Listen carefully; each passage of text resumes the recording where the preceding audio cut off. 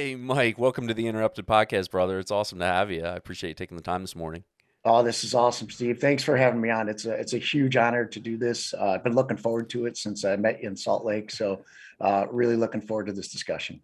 Yeah, absolutely. I was really taken back, not only by your presentation, but the professionalism and the amount of content that was presented through Force Science, and I mean everything they do as a whole. Which we can get into that to whatever level in a little bit for the listeners. But with that said, there's a lot of topics that not only are unique to law enforcement and first responders and kind of tip of the spear folks that are out there really pushing the envelope with their life, whether it's business executives or whether it's people in some type of service profession. There is so much to be gained from understanding biomechanics, the science of the brain, and with the wealth of information that's available to us now. I mean, it's drinking from a fire hose for sure. But I commend you in the way that you're able to break it down, and your delivery is just spot on. And the reason I can say that right now is even sitting here, I have good recollection and memory of what you taught. And so I just will start off by just commending you for your delivery of that. It definitely stuck how you laced it all together. Well, I appreciate that. So we know that didactic style of learning is not really doesn't have a lot of stickiness to it. So you Yeah, really, as well said. instructors, try to get out there and make the connections so when people can take the information, maybe connect it or link it to a past experience.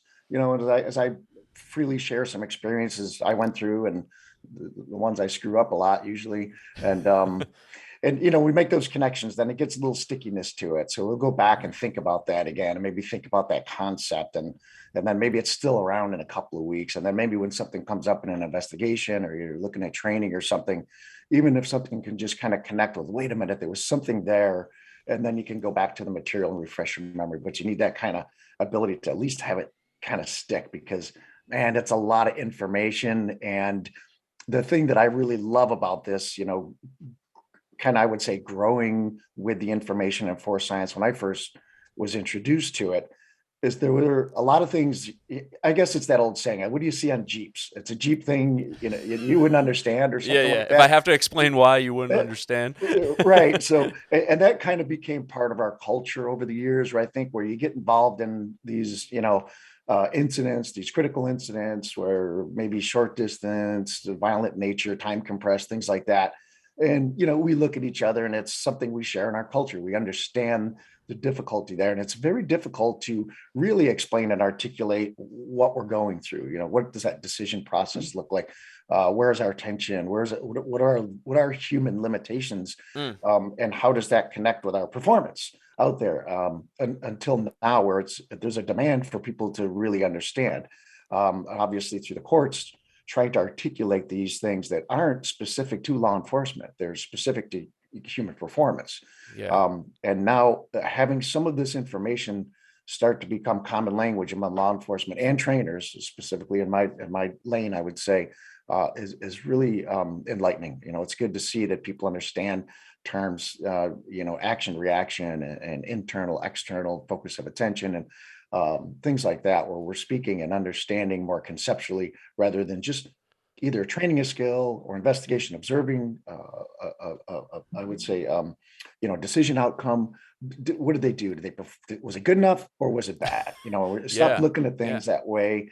And I think this information, which, I know a lot of people come into this stuff looking for answers like I did. Mm, And when you go from carrying a gun for a lot of years and doing the stuff and paying attention, you're like, oh, finally, research is going to give me some answers. And I found that, you know, that whole big answer is it depends. So I right. found to get more comfortable with looking at research, that allows us to ask better questions, as I would say. And I pull that from Dr. Todd Conklin and a friend of mine, Dr. Paul Taylor, to say, you know what it really does? We're starting to ask better questions about it in investigations and in training because of the understanding we have. Some of this empirically supported information allows us to dig a little deeper and ask the real questions, better questions, as opposed to why did they foul at this or something like that? Looking at the person, like the person failed, as opposed to as a system, what are we doing to be resilient when these errors or when these things don't work out so well. So it's a kind of a different spin on a kaleidoscope, I would say, but there certainly is a lot of information there. In the CERT class, where it's 5 days of drinking from a fire hose.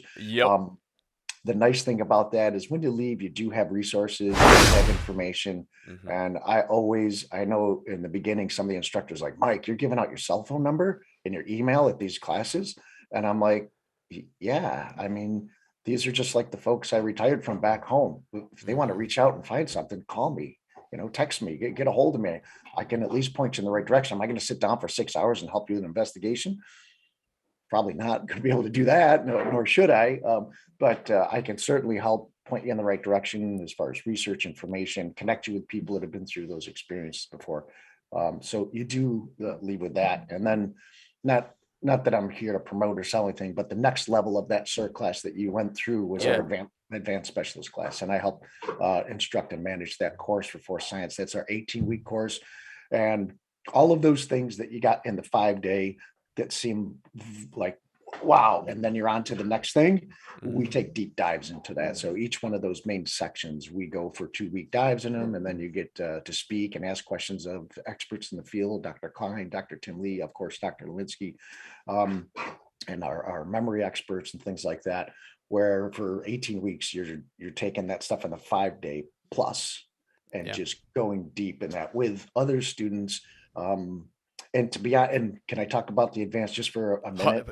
Please do. And before you get to advanced, would you, before we get into your story and kind of bringing things full circle by the end of our conversation today, would you just kind of give a little overview of like the origin, like why Force Science came to be? So just set some context for those listening. Sure. I can give you, a Force Science, and Doc got involved in Dr. Lewinsky, that is, I don't think this was in the beginning. This was what he wanted to do since he was young with his passion. He got involved in assisting in some incidents, and he realized that this profession needs this information. This profession needs more of this. I mean, I think he found that chasm early on, years and years ago, and then he just found a passion for it. I can't speak highly enough for Dr. Lynch. Everyone that knows him and everyone that's worked with him, along with the other staff, all the other great instructors. But Dr. Lewinsky is Force Science, and all the years of SWAT, all the Type A personalities that I've been surrounded by, I've never found or knew a harder working person.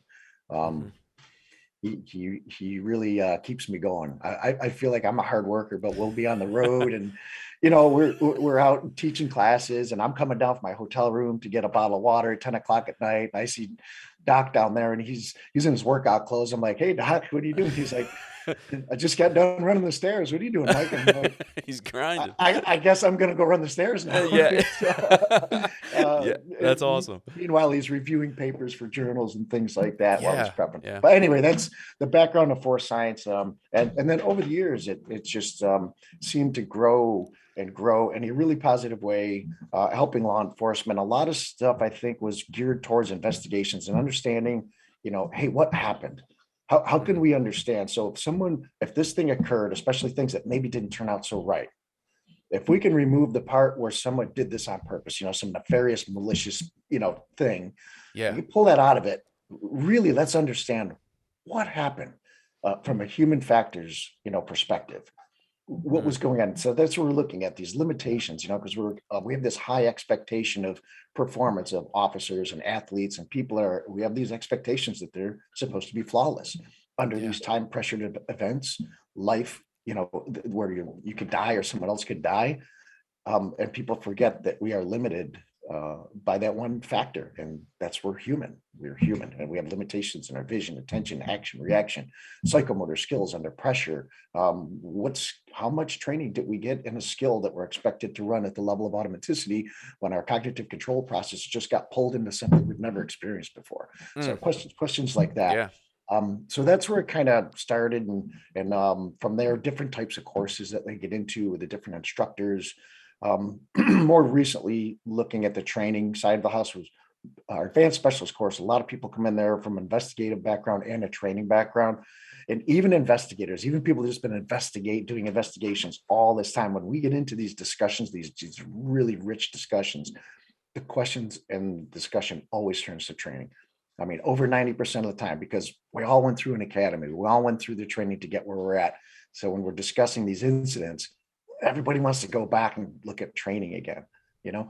How can we do this better? How can we prevent things or just grow and be better at preparing our officers for handling these types of incidents, which again, they don't happen every day to every officer, but they happen in a career. And 100%. yeah, yeah. So Yeah. that's kind of the background, um, Yeah. as far as I understand it. Well, we hear so often, whether it's a critical incident that we're viewing on television through some type of media source, or whether we have a personal relationship with someone, we often hear that. Well, look, I'm only human. I'm only human. But to be able to understand what that means from an empirical perspective is so vitally important. And it feels very cumbersome to be like, well, how do I understand? I'm not a scientist. I don't understand, how necessarily everything works from, top down, brain to every extremity. What is the wiring mechanism? And a lot of times I think, go to, it's just, well, that was just an emotional response. Oh, it must have been poor training. And it's like, well, was it poor training, or was it poor memory, or was it engagement, or did that person, for whatever reason, not grasp the information because of their learning style? And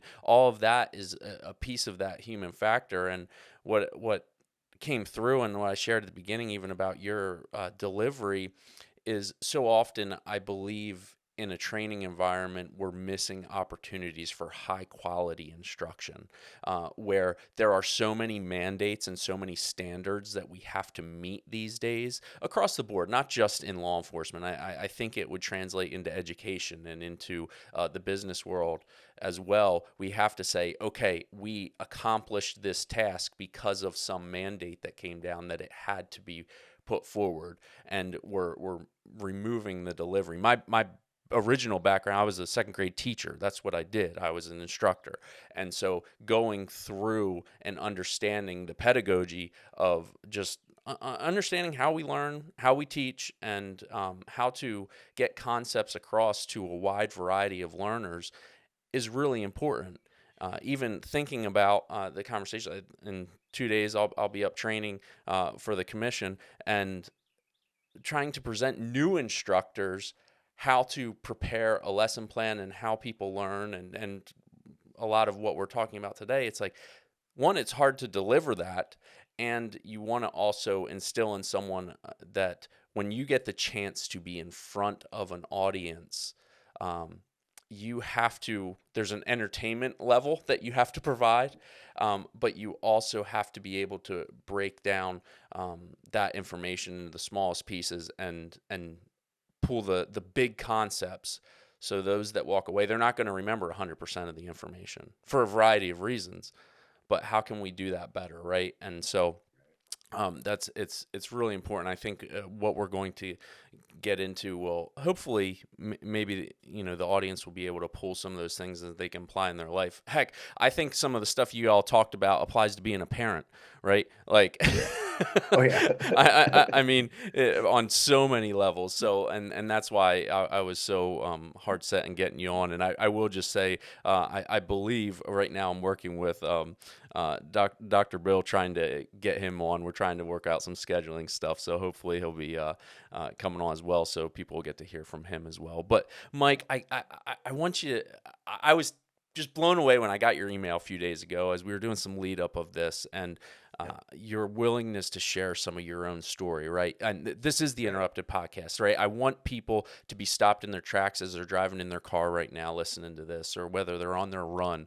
right now. I want them not only to be motivated, but I want them to understand that they have unique feelings and experiences to themselves, and I want them to have the tools to be able to apply them as they're being impacted by awful life events and great life events, and how they have to calibrate all those things and manage them well. But would you talk a little bit about your personal story and Sure. your walk, right? How you view the world now isn't necessarily how you viewed it as a teenager. So would you give us some context of your journey and maybe some experiences that you've had? Yeah, definitely. First off, when I looked at the podcast and the name, I'm like, interrupted. What's that all about? And because I figured like, oh, it's a law enforcement training one. You get these once in a while where it come up. Let's talk about interleaving and spacing and instructor development, which is great. And I love talking for hours on that stuff because I do believe, even with all the things you were talking about, that we know there's a lot of myths there about how we actually take in information, retain it, and recall, and then transfer it out into real world Mm, scenario. And just to plant the seed for later discussion, the key is mindfully develop scenario-based training. Lots of it, a little bit, often, all the time. And dancing in front of people has its limitations. We should be good at it, but there's limitations there in application, right? So mhm. anyway, so my story going back, and I got on the job. Um, it was 92. So when I retired, I had 28 years on the job. 20, I love SWAT. I love the guns. That's what I went for. We Yeah. started the team a year after I was on the job. So they were just looking for people like, that guy runs fast, get him on the team, whatever. And so I'm like, hey, do you want to be on SWAT? We're starting a team. Like, yeah, of course I do. So I started with the original team. I should say original. There was a team for that years ago, but the team that's been there since I came on. So did 27 years. So I left SWAT about a year before I retired because the the other work was so pressing. Trying to run the academy there it's just time management. That was it. So and it was tough leaving because that was my connection to actually still going out there and doing work Mm, as opposed to just being behind a desk. Anyway, but great career. Worked with some awesome, amazing people. Uh, I fell in love with the training. Um, just a passion for it. I think that it all developed through SWAT, through just trying to get better year after year after year, trying to get better at our tactics, getting out there, getting tested once in a while in certain incidents, and then going back and it's like, what are we doing right? What are we doing wrong? Let's change this way. Let's change that way. I eventually became the department's head firearms instructor, full-time trainer, firearms instructor. So 50 day, about 100 days on the range a year, which I love. That was my home. mm, And I really love that. So um, the thing that I recognized, and it took a lot of years of recognizing this and a humbling experience, kind of looking in the mirror on this thing, is I found myself over time growing and learning and changing the way we trained. And I kind of look back and said, why is it that like this information that I'm getting, and why did it take 20 years or 25 years to learn this? It's been around. It's not of it's outside of law enforcement. We look to solve our own problems inside of our own box with our own worn out tools, as I say. And I remember, and other trainers that are listening to this, hopefully, I remember enthusiastically training some concept or tactic or technique like this was the end all be all. You mm. know, when you get in a gunfight, fill in the blank, and then find out a year or two later, maybe not so much. Right. We weren't really looking at data. We weren't looking at science. We were looking at, what Joe said or Bob said or, whoever said about their experience. So, which is very normal and very human. We're trying to get these insights and bring them to training. So we're working hard. We really care about our people. We care about training. We're extremely enthusiastic about what we do. And for all the trainers out there that have those traits, God bless you. I love you. Yes, it's all there. It's only a piece of the pie. It's only a part of the pie. I wish it were that simple.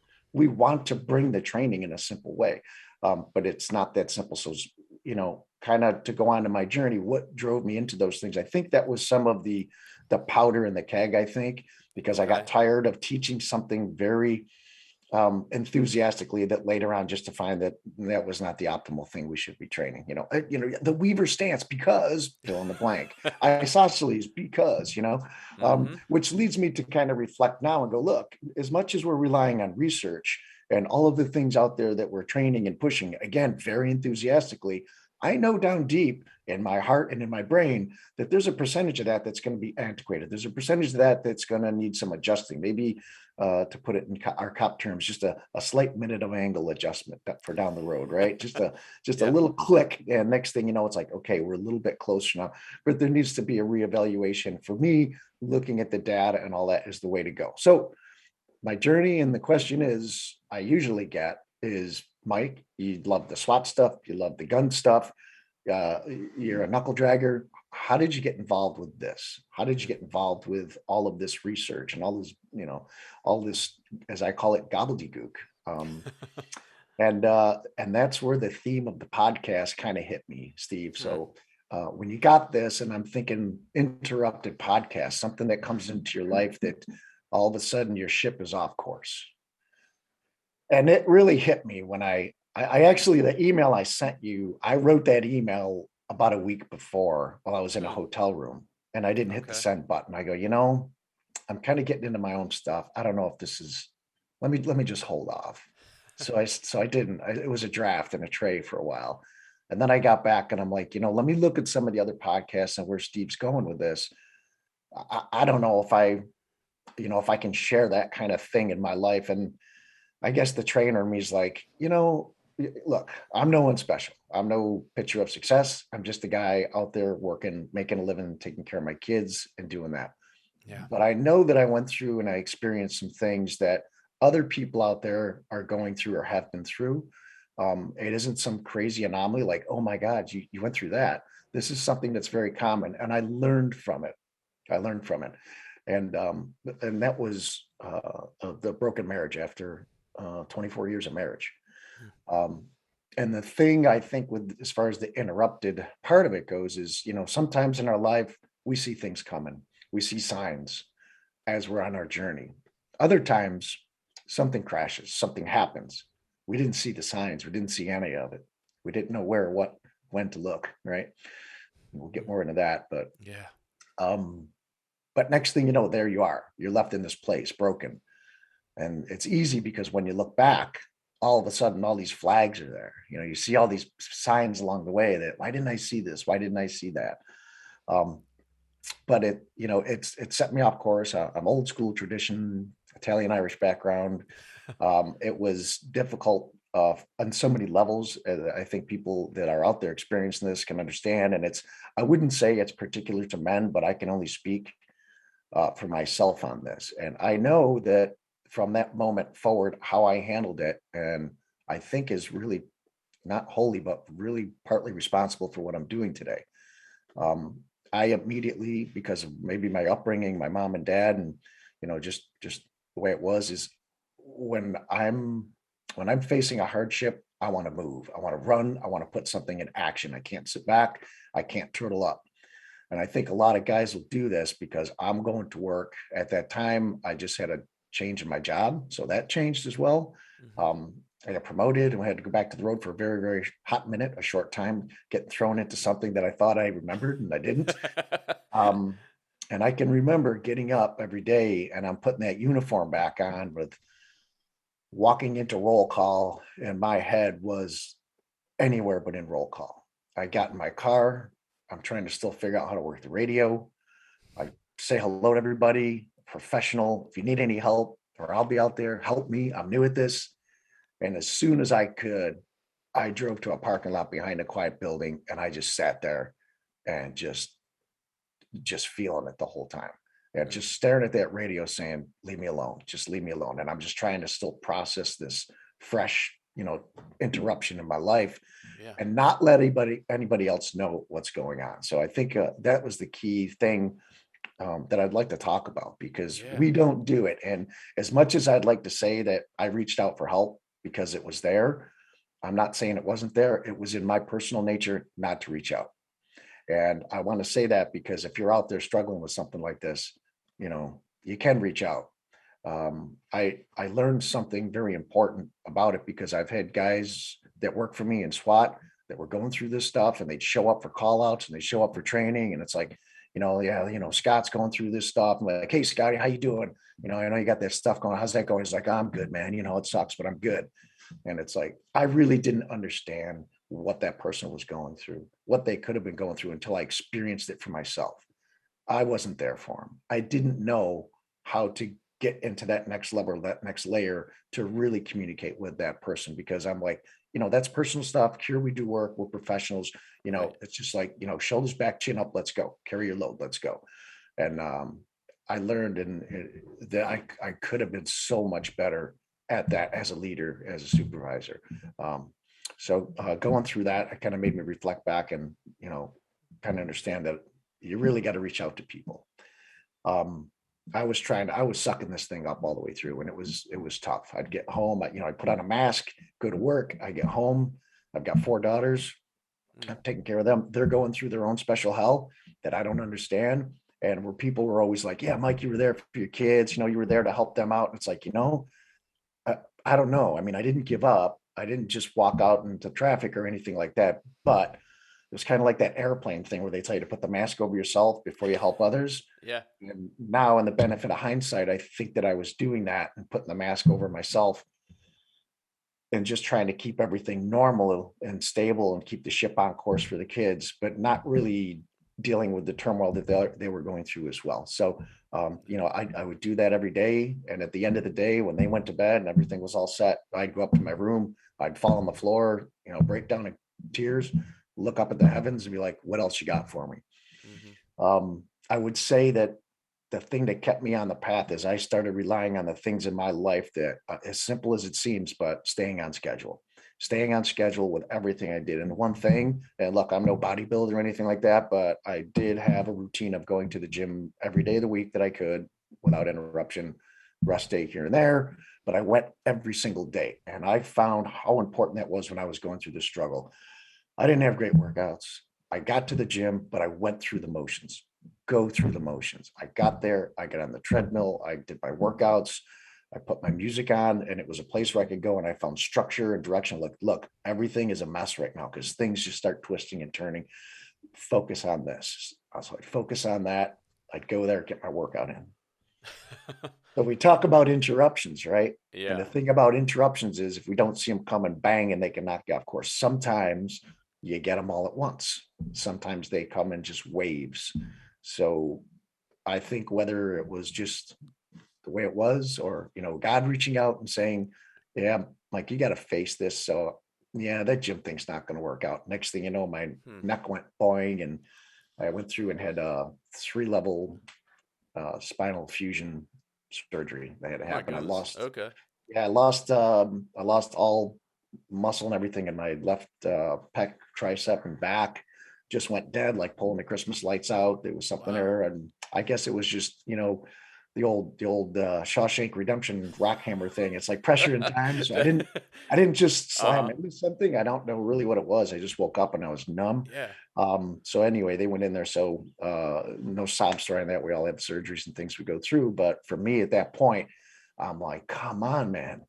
Yeah. And now I can't go to the gym. Now I'm sitting in a chair up in my bedroom with this metal in my neck, and now I'm still dealing with all this other stuff. Right. So, um, and again, kind of make a long story long, and you know me with storytelling, it kind of goes I on love and it, man. on. So, where did that put me? And it kind of is like, well, what else can I do to stay structured on this? What else can I do to help me in my job, help me in my work?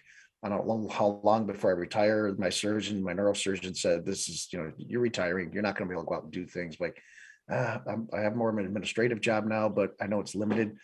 Um, I turned towards the books. I turned towards the science, and that was where I started diving into things. Okay. I'm reading, I'm writing, I'm looking at things, I'm looking at all the force science stuff, and I'm just start going and going and going. So where I've already been involved in taking force science classes, this I guess I just got OCD on it, right? I just went right down that rabbit hole of look, I'm just doing this now. So I'm spending hours and hours and hours a day.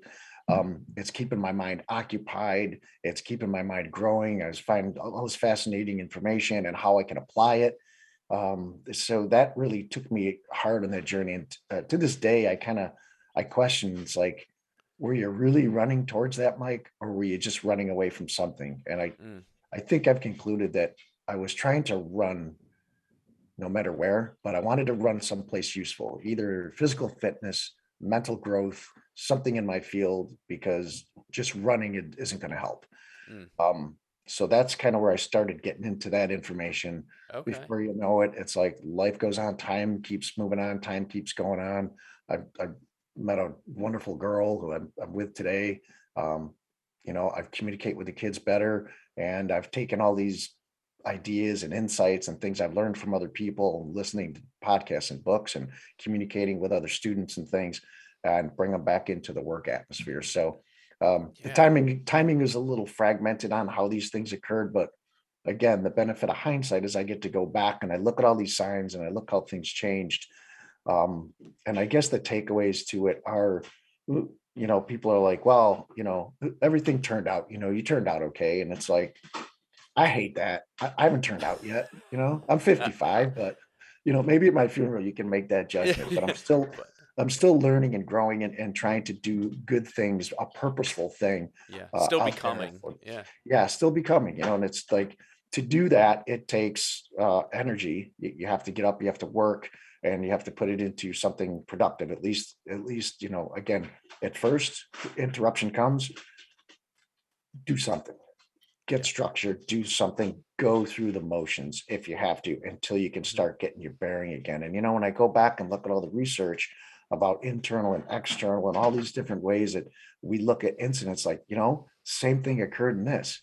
I go back and look at some shooting or some incident, and it's like, after everything occurs, we go back and look at the evidence, we look at the videos, and it's like we see all these things and we assume that the officer should have seen this ahead of time. And it's like, whether it's happening in 3 seconds or whether it happened over 24 years, you don't see it in forward motion, Mm. right?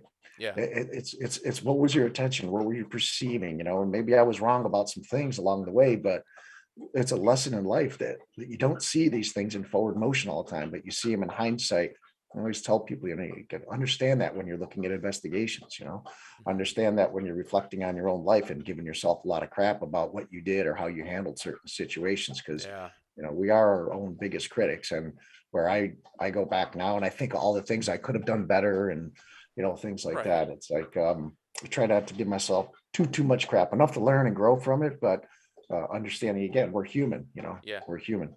Yeah, that's that level of awareness that you have to be in touch with. And I think a lot of times it's scary. Sometimes I hear from folks that they want to be more self aware, but it's scary what they might have to confront in those moments when you Yeah. start taking a deeper look. So one of my favorite people to read and listen to that I brought to the academy experience, and there's a few books that I have people read, which they're going to be strange. I know that when you hear this, you're like, what kind of academy are you running out there? And two of the main ones. Number one is Stephen Pressfield. Stephen Pressfield has books, short books. I love them. The War of Art, Yep. Do the Work, and Turning Pro. And then he's got another one called The Warrior Ethos, which is quite different. He's got some different writing out there. Oh So, yeah. but those four books are required reading. And the other one is Dr. Jordan Peterson. And I love Dr. Jordan Peterson. I listen to him. I actually got the honor to meet him once Did you and have a really? conversation. I did, and I That's talked about, phenomenal. it was one of those just bucket list things. I'm like, I go up and as a VIP, I took a picture with him and all that, and there's a Yeah, line yeah, of yeah. people meeting him. And it shouldn't have shocked me how interested he was in what I was saying. So, when you meet someone like that, any of the listeners that if you don't know who he is, just check him out. I don't know 100%. how you don't love Yeah. listening to the way he looks at life. Hmm. And I brought that into the academy experience early on, very, very early on, because it's not about, look, you're here to learn a bunch of psychomotor skills and a bunch of policy. You are here, and I want you to understand a couple of things. Number one, you are not as great as you could be. And the biggest limiting factor in that is inside your head. It's internal, it's you, it's not all those external things and excuses out there. You've been limiting yourself. So have I. Okay, so have I.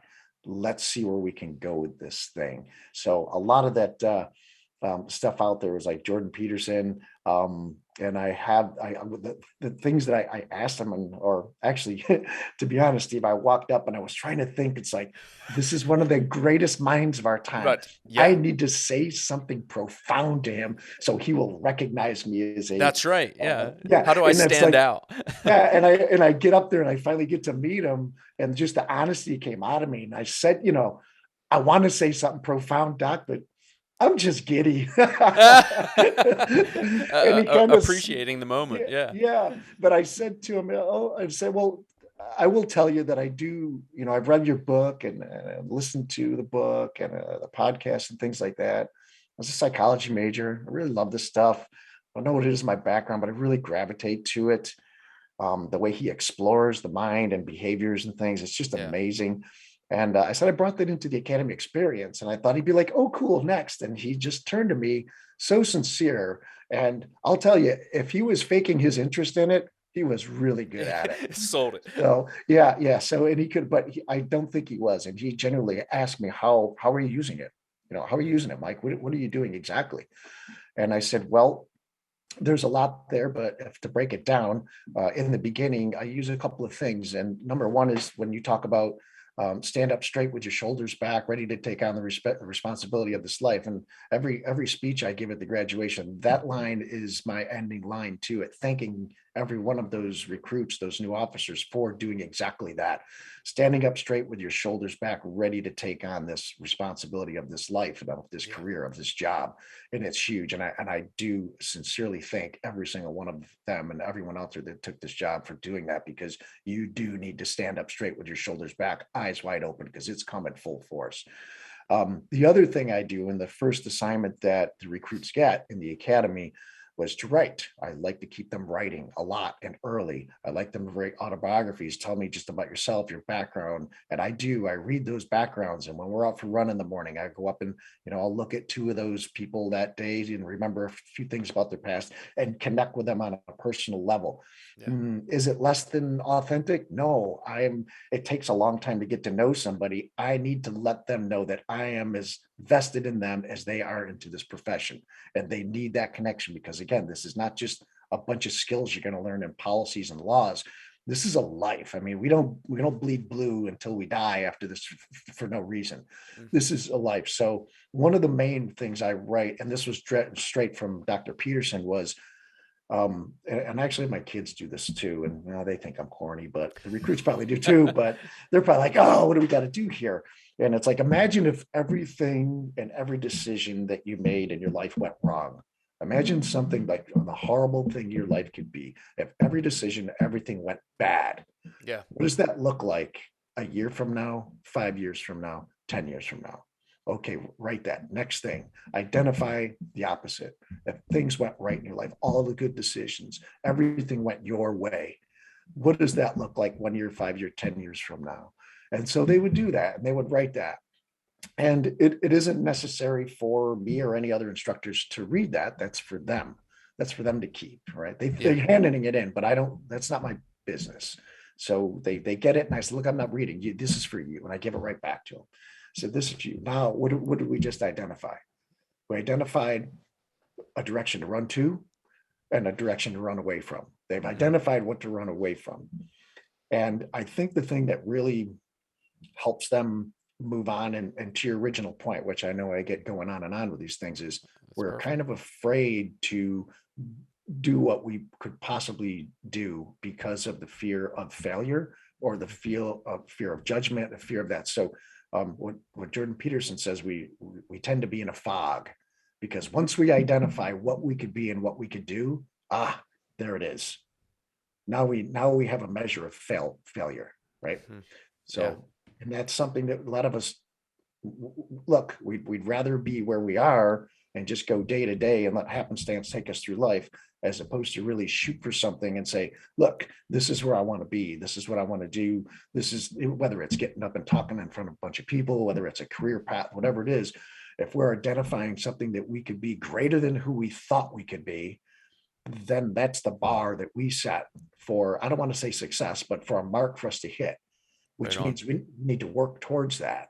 And if we fall short, then we judge, right? And then we get self-conscious, then we fail. And that's a horrible feeling. That's a terrible thing to do. I mean, looking in the mirror and judging yourself is just a terrible idea, right? I mean, it's horrible. Yeah. But that's the thing. It's like, how do you clear that fog? And it's the way to do that is to focus yourself on something and be able to fight your way towards it, understanding that if you don't get to that mark, that's okay. You're not a failure. You just hit a different rung. So let's create some other tiers and some other rungs that we say are sufficiently low enough to get us in that right direction again, where we can get some confidence and therefore some competence, and then we can push on and move forward. And the other thing, I would say one more thing on this topic Yeah. before we go, that's really important to me. And I know it's so with my age, when I get up in front of the recruits and everything, I'm allowed a little bit of latitude to get a little cheesy, right? To get a little corny. But Dr. Peterson talks about this concept of the phoenix from the flame. And I drive that home like day one, day two, and in a passionate way with them to understand this concept. And it goes back, it's an old concept that phoenix from the flame, that the bird flies in, and in order to become this beautiful, beautiful phoenix that rises above, and it's this great pictures, if you look it up on the internet, and I've got them Yeah. on this presentation, we see this flame and this beautiful bird coming out there, is in order to get there, you need to burn away the parts of you that no longer serve you well. Mm. And that's the problem, because a lot of those things that we need to burn away are parts of our character. They're parts of ourselves that we cling on to for safety in that fog, right? We cling on to these things in order to burn the. So the idea is everyone wants to be that phoenix flying away, but nobody wants to burn to get there. So, and for Yeah. the academy anyway, I always say we're going to burn together starting today. You're going to feel it, and the physical part is probably going to be the easiest, and it's not easy. We run kind of an old school. We still run, and Good. we Yeah. yeah, we PT hard. We PT Yeah. hard, but we also interleave a lot of good learning with it. But having that concept, whether it's cheesy or not, it's true. And there's Yeah. something about people that look.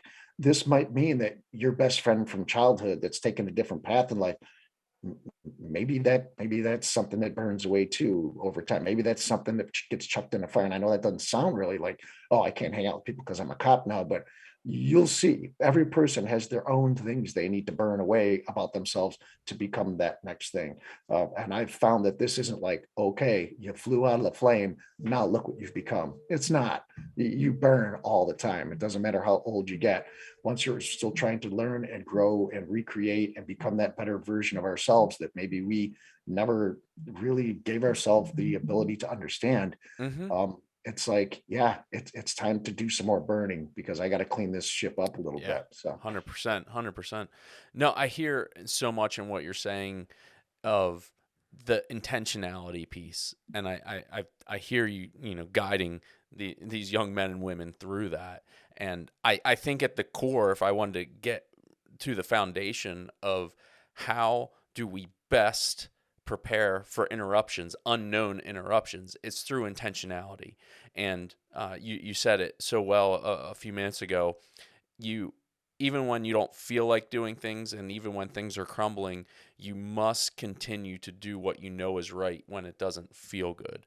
And I think about that a lot in dark times in my life, and where I struggled with things and had a lot of life collapsing around me in many ways, is the fact that there were certain things that I knew I just had to do, because while they weren't going to make me feel better in that moment, I had enough wherewithal to know that that was the right thing to do in that moment.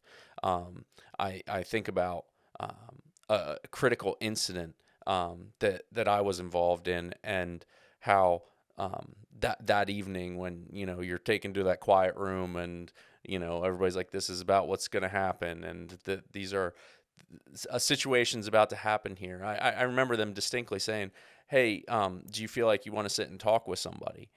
And the answer was no. But what did I do? I went and talked with that person. Just only because of my training and in my counseling stuff background, is like, I that's what I would have the advice I would have given to somebody else. Like, hey, you don't feel like doing this. This isn't what you want to do, but it's the best step in this process to do. And did it fix everything? Did it make everything go away? Could I even sit here in all honesty and say, hey, going and sitting and talking for somebody for a few minutes about, what happened and what I was experiencing, did that help me in this moment? I don't know. But I am, what I'm most proud of is that was the right step to take. And so I'm proud that I followed through with what I know and believe to be the right thing. And so, as vague as I'm kind of making that sound, it's just there are steps that you need to, or the path you're on, you need to continue on that path, even when you can't see the path. Right. Right? Yeah. Like Right you're on. in the dark. It's like, I know the path is here, and I'm going to trust myself and what I've learned, and I'm going to take that next step, even though it's completely dark, to get into the metaphor world. It's really important to do, and I think you're setting the people that sit under your instruction in a really good way, even though they may not understand what you're trying to do in that moment. You're creating the foundation that hopefully will resonate later when they experience things, whether it's on the job or whether it's with their family, or whether they have to walk through difficult circumstances, a diagnosis, an accident. You just don't know. But there are better things to do, right? There is such a thing as best practice for a reason. And Yeah. that can change.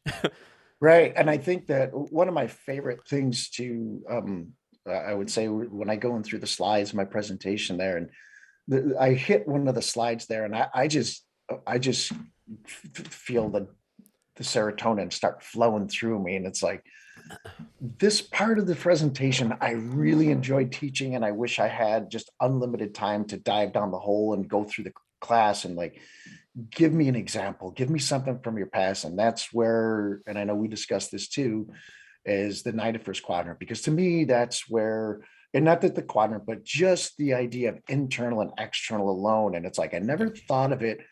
Once you explain it and understand it in those concepts, you can lay that over the history of your life. You Yeah. can lay it over, going forward.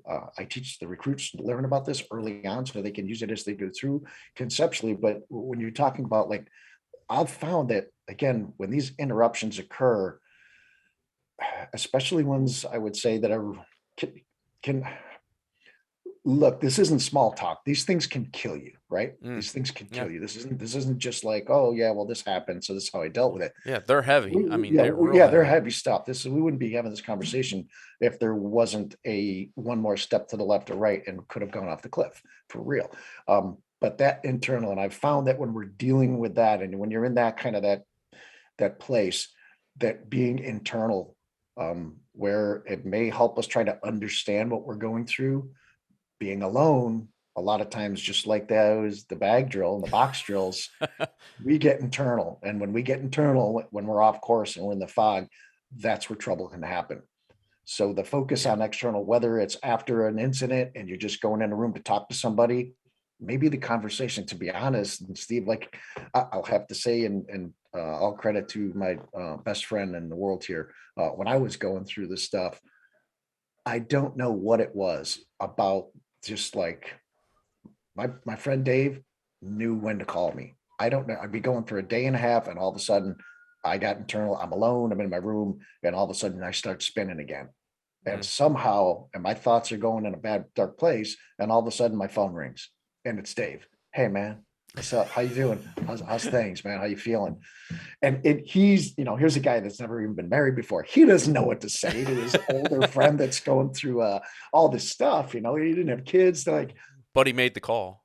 he made the call. And what happened to my internal thoughts? They went external. I started focusing on a conversation, and honestly, it didn't matter Yeah. what he was saying. It didn't, just reaching out and saying how's things was enough to get me out of my head and onto something else.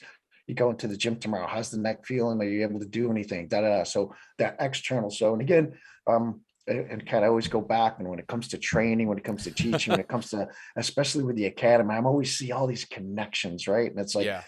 my knowing that now, what that was doing for me, going out and just being able to do something external, focus on that, got me out of the dangerous place of just, or just not even if it's dangerous, it's just, it wasn't helpful. It wasn't helping me in any way, shape, or form. But being able to get that external focus, was good. So when I'm looking at recruits, and it's like trying to understand, if I could give them this like Rosetta Stone, if I could give them three things all the way through the academy, what would it be? Mm, What would those things be? And that's one of them. So I always say the first one is knowing what, where, how, and when to look for things, right? Those early cues, right? And not just vision. It's just what we are attending to. Knowing these things, those things that take so much time to get to understand. It's that early type of thing. So looking for those flags, looking for those things that don't seem to fit, or making connections, look for the contradictions, things like that. yeah. But knowing where and when and how to do that is the first one. The second one, and a little more to this point, because they're all kind of connected, is what I like to refer to. And again, these are, for me, it's like I'm not the scientific guy, no PhD, but when I understand about top down and bottom up processing, and top down is basically I'm in control of what's going on as far as my attention, Hmm. right? And what I'm feeling. So Yeah. as you know, you probably don't remember this one, but when I started my presentation, I would say we're information processing beings acting and reacting on internal and external stimuli. As instructors, like people understand that because we're in control of the stimuli, right? For the most part, while they're with us. So it's like being in control of that stuff. Top down control is now I know where I need my attention to be, where it will be most beneficial to me and the situation and whatever I'm in. That is Yeah. a huge muscle. That is huge, powerful thing where whatever happens, something, the gun in the face, the whatever it's happening, doesn't matter. It could be short term fast or some long term thing. To something's going to drive me internal. It happens to all of us. I don't care who you are. Something's going to make you go, and it's going to set you back. Now the Yeah. time starts ticking where you are not doing anything useful, right? You're not doing, you're internally focused to have the ability to drive that attention to the outside world into what's causing it, or whatever that most important salient piece of information that you need to deal with right now, Right. is a huge muscle to strengthen. It's a very difficult thing to do. Look, how do you practice this? How do you get used to this? I tell my kids, like, looking down at your phone, and all of a sudden that little notification thing goes bloop, and what do? Somebody liked my thing, Right. whatever it is. Yeah. But that's that pull from the outside world or whatever it is. But be able to be disciplined enough to see these things happen, like it's unimportant. What's the most important thing? And stay Right. focused. And the third thing, because I mean, and that's a big one. And the third thing and the takeaway is, understanding. It's kind of a weird term we don't say every day, but we have the block on it called schemas. I Hmm. like to just call them brain blueprints. Yeah, mental models, these things, heuristics, the way the wind's blowing our head, that's mostly non-conscious, right? The way I feel about things, and Yeah. uh, that type of thing. And so because a lot of our decisions are based on how we prioritize information that we are experiencing. And it's not like, oh, that's important. Let's look at why is it important to me? I mean, Steve, the difference between you and I is the course of our life. We've been experiencing all different types of information, and we value that information differently, right? Where does that Hmm. fall in the scale? When it comes into this job, this line of work, we go into something, we walk into something, we start experiencing these things, especially if they're happening quickly. They go into some of these mental models that have all been there since beginning starting at birth, and our decision drives off of how that information hits that brain blueprint and the sense we make out of it, or that reaction to that thing. So it's really important for trainers, for us to, when I say this, and again, how is this done? I know I haven't said it enough with all that I've been talking about so far, but very mindfully created, developed, and the way we run these things, scenario-based training, a lot of Hmm. it, a lot of it, a lot of it. There's a lot of training specificity out there, but what we're doing, it's not just, okay, in this situation, you write down the thing. There's key point indicators. Did they give commands loud enough? Did they draw their gun? Did they fire 3 times, move to cover? Check, check, check. Right. Okay, good job, kid. Here you go. Sign the thing, right? No, what are we really trying to do? We're creating brain blueprints, mental models. They're seeing information, and then they're going through these scenarios. And it's our job to try to make these scenarios, and it's a difficult thing to do. And our role players, very, very difficult. The instructors out there going, yeah, yeah, yeah, how that is. Um, and how we create these, develop these, and how we run these when we put them out there, because there's a world out there. So that third thing is, and this is more of a long-term thing, and that is for us as humans in life, of course, law enforcement, to always go back and trying to improve our brain blueprints, trying to go back. It's like sharpening the ice skates, go back and Yeah. trying to okay, take some information, go to a call. What happened? What went right? What didn't go right? What did I Right. see? What was important to me? Why was it important to me? And go back. Not to the point where we're going to go crazy doing these things, but pay more attention to this, because my next decision is going to be based on what my brain took in as maybe the optimal way to do this thing, especially with young recruits, when Yeah. it wasn't optimal at all. We just got away with doing something not so great, but it worked out. Right. Right. So we say that Murphy's Law thing, right? When Yeah. something can go wrong, it will go It wrong. will. Well, it's Yeah. funny, but it's not true. We do Yeah. things less than optimal all the time out there in the world. That's just at work, works out. So it goes into that category of the head. Well, I'll just do it kind of like that next time, it'll work out. And then, you get your foot caught in the big bear trap, or, this life raises its ugly head and throws something at you. And it's like the imperfect brain blueprints that we have were partly responsible for driving that decision forward. And again, look, they're not going to be perfect. They won't. And to Right. be quite honest, I'm I'm happy when I'm wrong about something, because then I get to learn and grow from it, right? Right. I was Yeah. really Yeah. Yeah. thinking this, but I was off on it. Cool, go back and I want to Totally had adjust to that a little reframe bit. that. Yeah. Yeah. So again, it's those are things that I don't think a lot of maybe instructors don't talk about or think about too much when we're creating training, That's building and good. designing training systems. But always looking at these things like, look, we're our recruits, our students, they're information processing beings. They walk into this academy with a certain set of heuristics and brain blueprints that they got from just their experiences, watching Yeah. television, whatever it is that they're walking in here with. We can do something about that. Let's let them understand this concept that as their eyes, if they're awake, they're processing information. Hence, therefore they're training. Might be not in a structured training, but you're training. Your brain is picking up information after you leave the academy for the day, and it's putting it somewhere, and it's creating this brain blueprint that's part of your personality. And Yeah. that's an important thing to attend to, and you can give someone the power to understand that they need to go back and kind of refine these brain blueprints over time. Yeah. OJT doesn't always do it. We don't, but like, because we've been through debriefings, right? I mean, you get on a critical incident. Usually it's like, okay, we're going to meet on Tuesday and we're going to go through all the stuff. What'd you see? What Right. happened? That type of thing. And they're great. They're great because we can go on there and it's like, we debrief that. I learned a few things, I think, especially if we're asking better questions instead of why Yeah. did you do what you did, Right. silly things like that. Yeah. No. But how often do we debrief, even if it's just a short debrief, or with yourself or with your partner or something that went okay? You went to some domestic and whatever. It wasn't anything crazy, but it went okay. Right. Okay, you debrief it after. It's like, yeah, you know, I never saw that guy in the kitchen. I'm sorry, brother. I missed it. Sorry. Yeah. But Why okay, why do we have those blips? Could you talk a little bit about that in our attention, the selective attention piece? Could sure, give a yeah. little The background in that? Yeah, and I just listened to another piece on that. I want to add it to something I'm talking about with Dr. Andrew Huberman. Yeah, I heard that show. It was phenomenal. Yeah, he's great. I love him because he can take the science and he can relate it with actionable tools. And it's just, I love 100%. people that can be that conduit between research and application, because Well that's what said. we really want, right? Yeah. We want to be Yeah. able to apply this in a way that's correct, and understand the limitations to that. So the attention part, and again, is I would say that's probably 8/10 of what I talk about in the 2 days that I teach, when it comes to that internal external focus of attention. But then we talk a lot about selective attention and inattentional blindness, Right.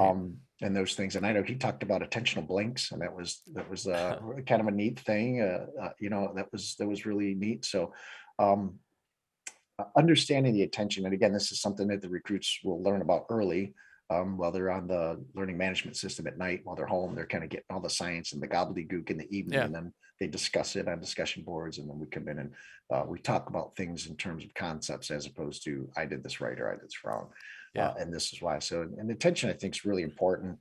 um, and it's not about, are you paying attention in class, right? It's not that concept, right?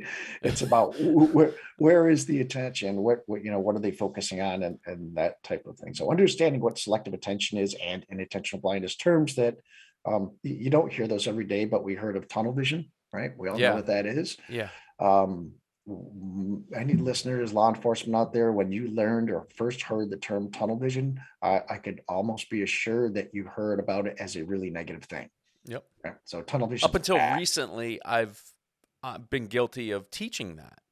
Yeah. Like Oh yeah, same here. that I did like it. stay away from it. Like you move your head, look around, open up your eyes, panoramic view. Like if you get tunnel vision, you will fail. Like that message I think came across in a very counterproductive way. Yeah, and I mean, we get it. We understand.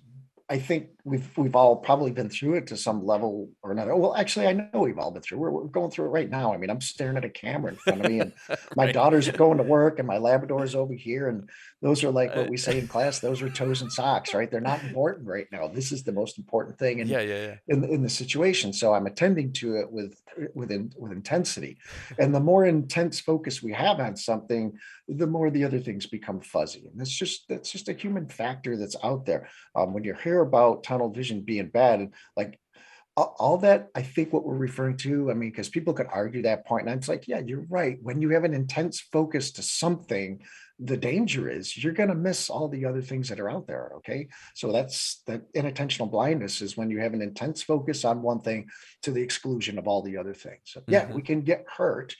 We can get hit by a truck when we back out into the highway because somebody's pulling a gun at us. And, that's that reaction that you're doing Yeah. is to get away from something.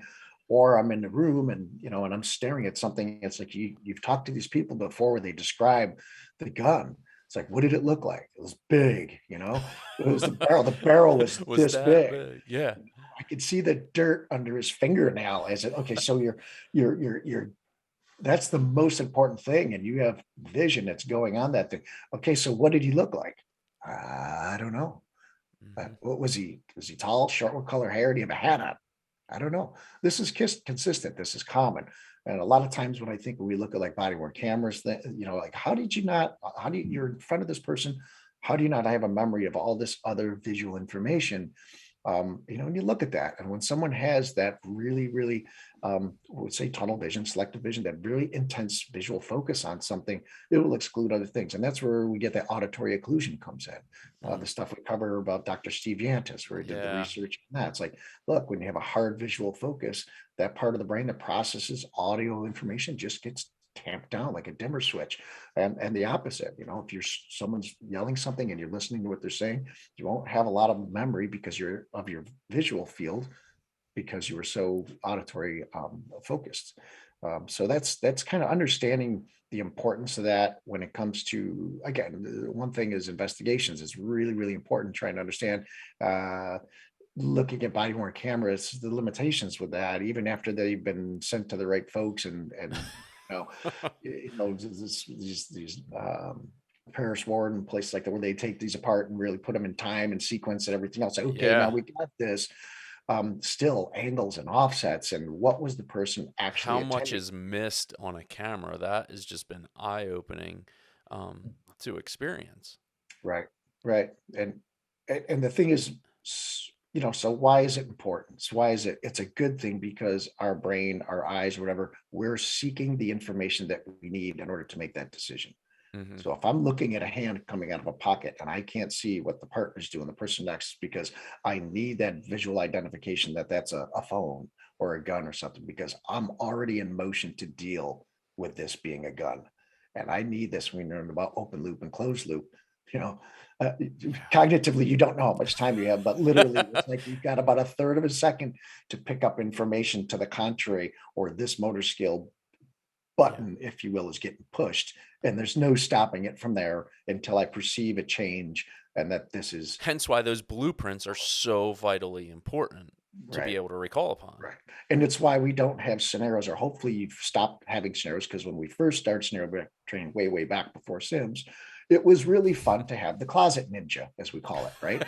It was that anomaly where you have an instructor in a closet and they're in talking to somebody and they just come out of a dark corner and start shooting them. It's like we just created something where a person's going to be hyper vigilant to an area that probably isn't the most important thing. Could that happen Mm. in reality? Yeah, of course, of course. But when someone's not focused on the people directly in front of them or the situation as it's unfolding because they're more worried about an open door in the corner, Well, that's what partners are for, but we're putting a brain blueprint where I'm not listening to this. I'm more worried about that because in training, It could instruct, have, yeah. yeah, yeah, yeah. This could happen to you out there. It's like, Yeah, it you know, could. and it could, right? But it's like, what are we? How much time do we have with these people? And what do we really want them to focus on, right? Yeah. More concepts about safety and corners and things like that, and then where to move people based on the fact that you did pick up on that dark and scary corner. So which way am I going to situate my body? And the things that experienced officers do non-consciously every day, whether it's going to a call or sitting in a restaurant, Yeah.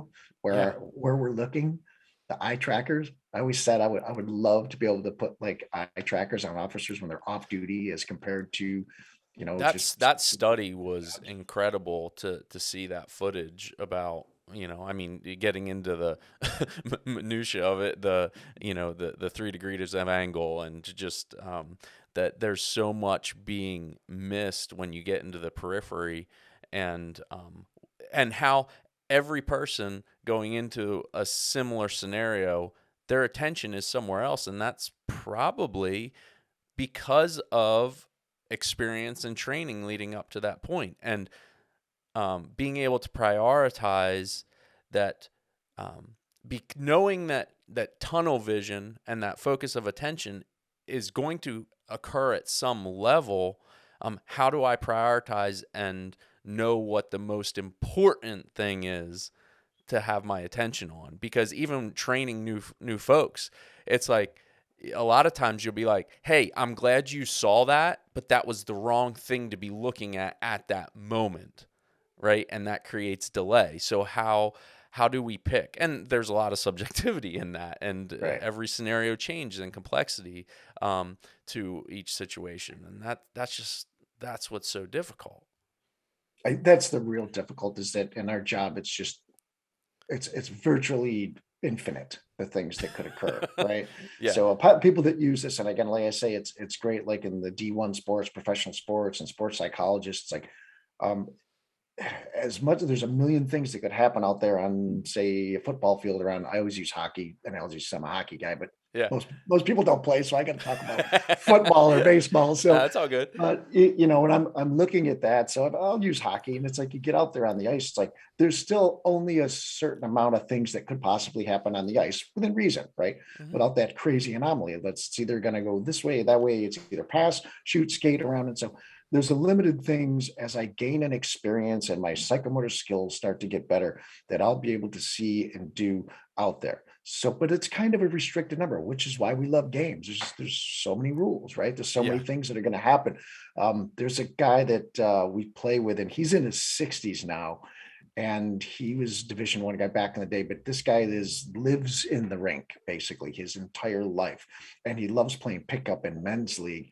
And he's kind of an anomaly because guys that are younger going out there and college kids going out there and they're playing with this guy. He's extremely talented, and again, Mm. he's in his 60s now, so he's not the fastest guy, even though he's still a physical specimen.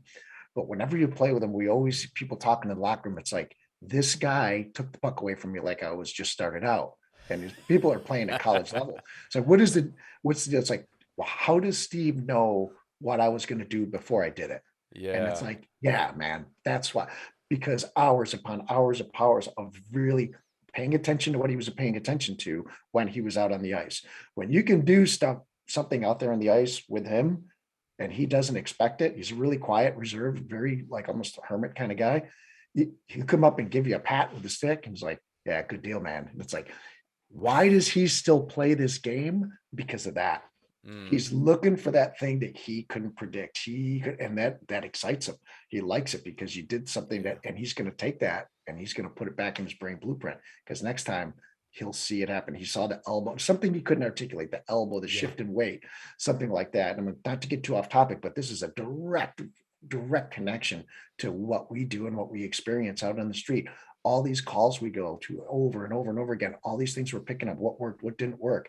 I mean, how did that guy know he was going to punch? Why did you throw that guy on the ground? He didn't even move. It's like he was about to take a swing. How do I articulate that now? That shift in weight. My body camera can't pick up on the fact that when I'm touching someone's back, I can feel every muscle tense up in their back. My body Yeah. cam's not going to pick that up.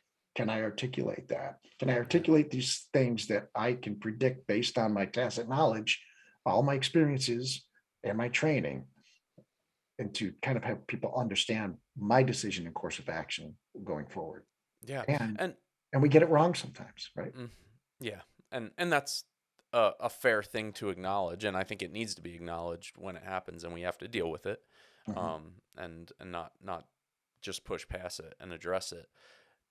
I've been thinking as we've been talking about this about the role, and I put a lot of emphasis on me personally in my daily life of mental simulation, of trying to get these things that I've been taught and learned back into working memory so they can be applied um, quicker, right? So if there's ways of increasing my reaction time to what's happening around me, that mental rehearsal is so vital. And I will never forget the first time an instructor presented that to me.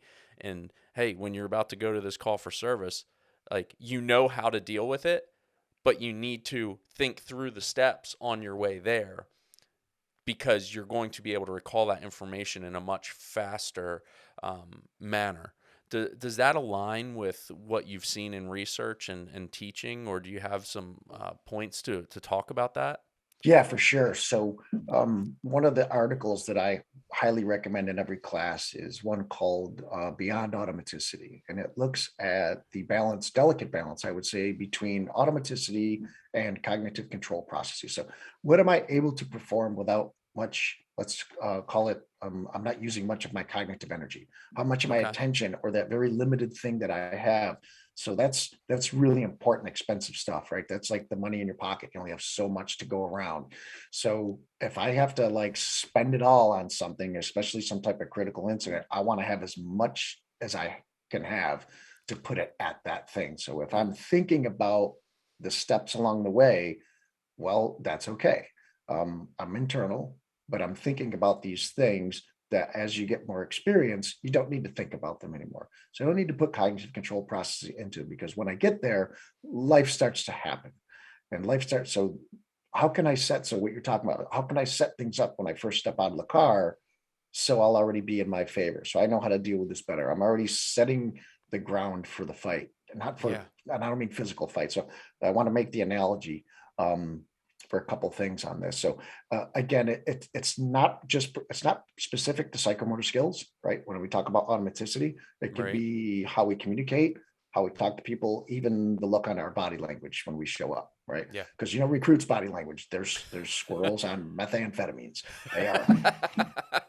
I like Oh, that. and that is because they don't know where to look and what to look for. So they're trying to process visual auditory information linearly, which is slow, right? There's a refractory period there. So they're pulling this information and they're just trying to process everything. It's like this giant satellite dish that doesn't know what channel to focus on. There you go. Yeah. And that's it. And where we're walking up, it's like, okay, and even our disposition, like, you know, I always like to say with good officers, we always focus on the all these incidents that turned out like tough situations, critical incidents, whether they Mhm. worked out or not. It's like there's no loving data now. It's like there's no way to collect data or understand the bad things that didn't occur because of the right things that we did or the Mm. optimal things. Yeah. So Steve didn't get knifed in the ribs today because when he got out of his car, the person looked at him in whatever state they were in and said, "Not today, not this guy."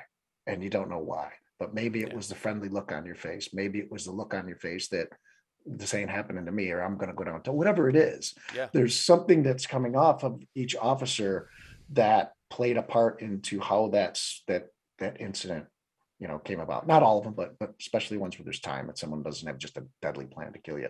Right. So kind of important things with that. But anyway, get back to the point with this automaticity and cognitive control processes.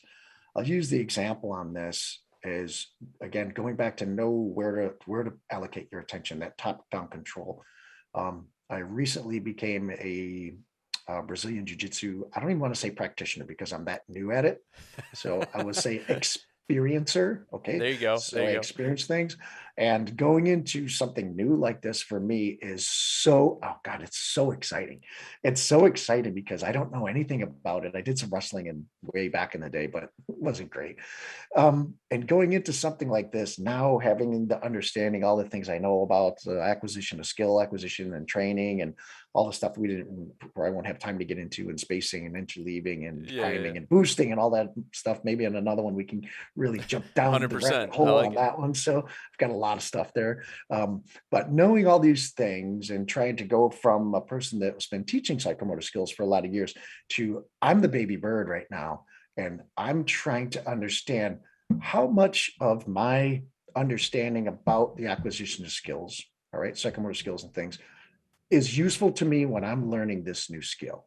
Mm, Where is my attention? So when we're learning, and I'm talking about not this where we're going through just doing the skills, and there's things there that I know that like, hey man, I'm knowing like, yeah, if you teach an arm bar this way, and now let me show you a variation. It's like science will tell you don't show two like things together, put leg takedowns, and show the variation. But again, these are little tiny, they're small things, but a lot of instructors just you haven't been exposed to that yet to know right. the benefit when it comes to psychomotor skill acquisition, stabilization, consolidation during offline hours, little things like that. But what it really makes me think about, and to your point, with when you're putting your attention into something and mental models going forward, is when we go towards the end of the class and we start what we call rolling, and that's where I just get smashed, but because I'm new and I accept that and it's Right. okay. But what I'm doing is the few things that I just learned are these little skills in silos, and I learn them, and I'm learning them in silos. What is my brain doing when I go and start hand slap, fist bump, and now where I'm going with this blue belt, purple belt, whatever, who has got all this experience, and I'm moving my hands and grabbing geese, and I'm doing this, and I'm thinking the whole time is this person knows exactly what I'm trying to execute right now, which Yeah. gives them the ability to either just counter it, or which most of the time they kind of help you out and learn, so which is great. But I'm thinking like, I don't know what to do from here. Okay, do this, and they're going to let me get on Right. side control, and it's like, okay, you're in a great spot. And as a student, I'm thinking, why? I have Yeah. no idea How what to do from frustrating. Yeah. What I hear say, here. I'm going right to my head when I do jujitsu. It's like I know there's something to do right here, and I don't have the knowledge to implement it, and that is Right. incredibly frustrating. Right. Yeah, yeah, it is. And the other part that's interesting, I would say, is the way my mind shifts from what am I trying to do to what is this person doing to me? So it goes from, let's Mm. call it offense and defense, right? Yeah. Yep. So someone that's a higher belt, and all of a sudden they're gonna like, okay, enough playing around with this guy. I'm gonna twist him up, which is Yeah. like, okay, here it comes. But now all of the psychomotor skills, the small ones that I've learned, are more of defensive in mode, right? I'm trying to frame and get my legs up and things like, I don't know exactly how, but I know some concepts on how to do this to a Mhm. point, And then if I'm going against someone that's brand new like me, it's like, okay, I can actually put an offense. And so my brain is switching from reading what the person's doing based on feel, touch, what feels dangerous to me, and then what I've learned about how to deal with that. So I learned a Mm. psychomotor skill of doing this with my elbow, this with my knee, right? Put these things in, and I'll go, aha, and I'll go do them. I think about my timing of it. I I understand that white belts are just spazzes that don't know anything, but Death in, match. in reality, if it's just two guys on the street, I'm thinking I got a couple of little tools in my box that someone else doesn't know. When I'm in the gym, I realize that I'm a baby bird. Well, what does it really come down to is other people are able to get more out of that information. As I start rolling with a brown belt, or like but every move I make is they don't have to think about any. They're looking at, they're singing a song in their head. They're looking at time. They're looking. The black belt's literally watching what another couple of people are doing while he's dealing with me, just based on some basic moves and stuff. It's like, and I'm saying, wow, how do you get to that level? Well, just keep coming back, and after about 15 years, it's like, You'll be there. yeah, you'll be there. So, Maybe. and where there's truth to that, there's actually, from a training perspective, there's a whole lot more going on there, right? There's a whole lot more going on Yeah. when it comes to that focusing of attention. and learning and skill acquisition, and what can I do and how can I do it to optimize my ability to learn this, retain it. And then the big thing is retain recall. But the big thing is, and I think this is where we kind of have dropped the ball. I know we dropped the ball, the entire system, not individual instructors, is the transfer part. And that's where, how does this connect in the real world? Because I can learn how to do a Kimura over and over and over and over again until I know exactly what positions to put my hands in. You Right. throw me against someone and try to, the hardest part about that is finding the opportunity to do it. What we don't train is the connective tissue. What we don't train is the skill, that part of the skill acquisition, that skill integration, where we integrate, just firearms training, but DT, communications, all that stuff together. One of my favorite clips, and I saved it, I just put it into a presentation I gave in New York. It's from John Danaher, and Okay. He's speaking about George St. Pierre and why he became arguably one of the best fighters of all time.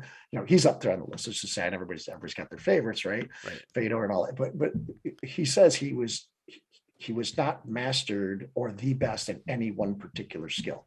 He wasn't the best striker. He wasn't the best jujitsu player. He wasn't the best wrestler, whatever. What he was a master at was the integration of all these things, and he could execute them with the fluency that no one else could. And that's what made him best. And I'm like, yes, that is what we're talking about. We train in silos. We train in week blocks or 2 week blocks in the academy. We train things in these short blocks, and we don't normally integrate those much in scenario-based training, where we're pulling all these things together with the right people who are developing this stuff. And again, when it comes to law enforcement training, I'm the first one to jump up, stand on the mountaintops and scream at the system that if we really want change and decision outcomes out there in the street, if we really want that to happen, we need to be training 2 hours every day, or 1 day out of 4, or something like that, where it's like really with a high degree of scenario-based training. And again, very well developed, because you can't just throw these, haphazard scenarios and not giving feedback properly, which again is another thing that we really need to focus on, maybe in another day. But feedback bandwidth, specificity, and the last point I'll kind of make on that is for instructor development is understanding and studying in the area of human error.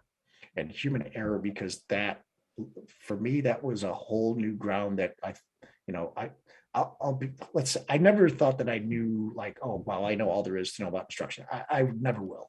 I never will. But as I've been climbing the hill, I think that I've learned at least most of the areas that are going to be important to me to help other instructors develop, up until the point where I hit human error. And that's in the advanced specialist class. And a good friend of mine, Dr. Paul Taylor, that's his specialty. And they pointed me in the direction of some of the research and work of James Reason, Eric Holnagel, Sidney Decker, Todd Conklin, things that I'm learning. I listen over and over to this book called 5 Principles of Human Performance from Dr. Todd Conklin. It's got nothing to do with law enforcement, occupational safety, and it is just dead smack on. Simple understanding of how between skill, rule, and knowledge-based errors, and understanding how humans make errors when it comes to attention and everything else as it goes to that. And then when I take that into consideration, I go back and look at old scenarios that were developed. I lay that right over the top and go, okay, hang on, let's make some changes here. Investigations, understanding when we're looking at investigations, understanding human error. I can't believe this isn't taught as a regular class in the academies and in service, to understanding how we as humans, how we can articulate the types of errors we make and how often we make them, because we make them all day long, every day. I'm making them sitting right here at this table. And, in law enforcement, you make the same category of error and you're in a world of hell. Right. And a lot of times we don't acknowledge them, though, because if they had no consequence, right? If there was an error, but it didn't necessarily impact negatively an interaction with the public or with your spouse or with whatever the case may be, it's like, oh, well, I'll just breeze through that. And all of a sudden you forget about it. Like I have no memory of that error any longer, right? Just because it wasn't tangible in any real way. Right. And some of the things are just, again, they can go back to attention. But when I can set up a scenario where I can so they're processing information, I've got something in there, and I would expect that the person may have a knowledge-based error, which means they're in a problem-solving mindset, Yeah. right? So they see something, we put something in that scenario where they have to go into problem solving. So they got to pull something back from maybe something they were taught, maybe a procedure, a policy, something, law. Should I stay? Should I go? Should I stay in the doorway? Should I go? Whatever it is, there's an issue that they have to put their attention on to figure it out. So problem solving, that's a knowledge-based processing. So if there's an error there, we can talk about that. Skill-based stuff is simple motor skills or simple communication skills. That's more on the basic level. And a rule is kind of when we a little bit of both, right? Mm-hmm. So where's the attention going? Parallel parking a car in traffic, rule-based. I know how to actually do it, but I have to pick up on visual information to execute the psychomotor skill. So that's more of a rule kind of based thing that's in place to fit with other things. Having an understanding of that is so vitally and critically important to when I'm developing scenarios. Now I know where the expectation is. Yeah. And then going out there, I just talked about this the other day. I had a good friend of mine that does firearms training. And I was out there and he came up and he's like, "Hey, Mike, all of a sudden something went goofy with the class. Like they're shooting well, everything's good. I got them moving. I always say, yeah, if you want to see firearms training, if you want to see cops start doing some weird stuff, just put the feet in motion." How about Right? it? Yeah, right. So How yeah, I've about it? never you ever seen a gunfight when people aren't moving? Anyway, he Static. was saying, so he set up a course of fire, and it's just as an example. You set up a course of fire where it's like, okay, I want to have like complex thing, right? So we got a Yeah. barricade, then they're going to take so many rounds at these targets.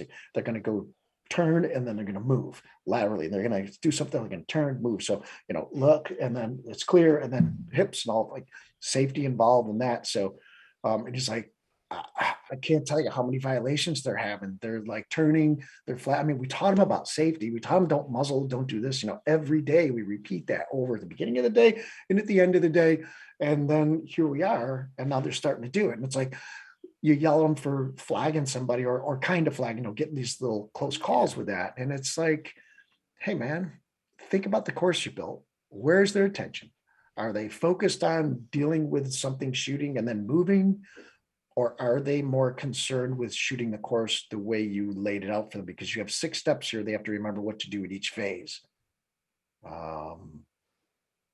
Yeah, okay. So now you can see their attention is shifting, as recruits do, trying to shoot the course properly Right. from each stage. This one you take a knee, or that one you do standing, or something like that.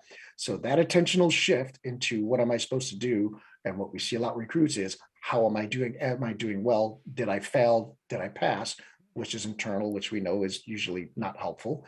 Yeah. Um, onto trying to do and build stuff that's a little bit more realistic, where at least we understand in the course where we want their attention to be. And if we're making things too complex or complicated for them, those rungs are too far. And that's where we're going to see those types of errors falling off. If you design something in firearms training, that can have a fatal consequence to it. Right. So Absolutely. not so complex, but understanding what type of error people are making. Maybe I got to go back and look at this course again. Maybe this is not, I gotta change some things up. So again, it's an area for instructors that I think, and at least for me, is I never looked at human error as something that would be important for me for teaching and instructing. It's like, oh my goodness, it's really important. It's amazing the insights you can get once you take those overlays of just understanding attention and internal, external, and error, and kind of putting that over the top of each other, then looking at a student, how is their performance, how is their competency, where are they at, the individual differences and expertise. I had one recruit that I always tell people this one, what is wrong with this recruit? They're not getting, they seem to perform okay when they're in the task and skill development, but when they get into a scenario, they completely fall apart. They go and they get in shock. And it's like, it didn't hit me until about halfway through what was probably occurring here. And when I say it was information, we are information processing beings. And I keep going back to that, as I had to look at it from that. What was going on? This person had spoke Spanish, English as a second language. When they were doing drills and understanding the concepts, they performed Yeah. very well. They could communicate, they could talk, they were fantastic in every other way. When they got in scenarios where there was information, verbal, audio information, they picked up on visual very well, auditory information, something was occurring, and they were getting internal and then failing over and over again. And it took me a while for the insight to realize that they're actually processing the audio, the verbal information in English and translating that. And that's taking up so much of that Right. bandwidth.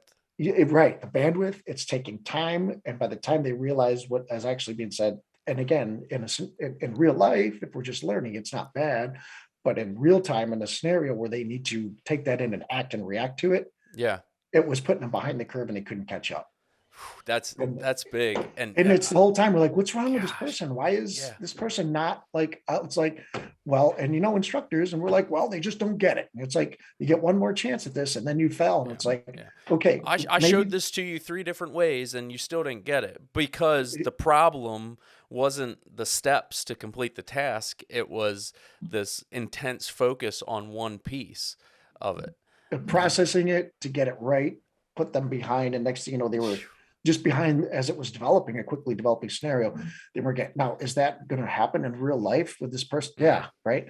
But Yep. and this person, again, they didn't end up passing. There was some issues there, but I think back at that thing as an instructor and going, someone didn't get through the academy. They didn't fail. We failed. I failed. We failed. Now, is everyone cut out for this job? And everyone, no, they're not.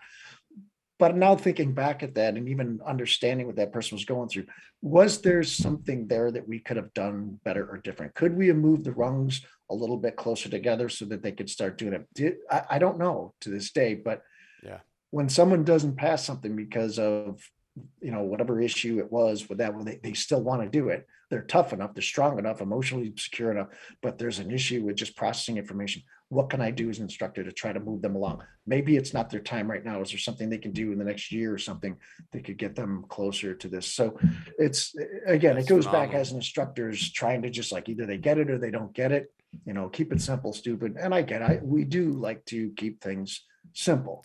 And most of the time we try to do that for them on the outside. But as Yeah. instructors, we need to know all the minutiae. We need to know the intricacies. We need to know the research, the data, the optimal way, if we can, to structure training, to structure things so that they will hopefully be able to retain and recall, and then again, hopefully transfer that when it needs to be transferred. So, Yeah. Yeah. yeah. No, that's good. Would you just we've talked about it. So our bandwidth in general when it comes to our different sensory systems, I believe I'm gonna probably mess this up. I should have opened up my textbook y'all gave us, but visually, it's a lot of times upwards of is it 40%? Am I getting that right, or is it even higher than that? That can be.